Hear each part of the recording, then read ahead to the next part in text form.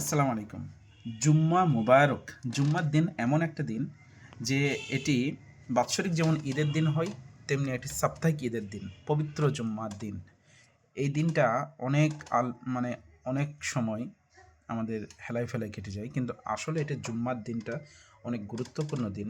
এই দিনে আপনি বেশি বেশি যেটা করতে পারেন সেটা হচ্ছে দরুদ শরীফ পাঠ করতে পারেন। একটা হাদিসের সারমর্ম এরকম যে, যে যত বেশি পরিমাণে দরুদ শরীফ পাঠ করবে কাল কিয়ামতের দিন আল্লাহর রসুল সাল্লাল্লাহু আলাইহি সাল্লামের নিকটবর্তী সে থাকবে।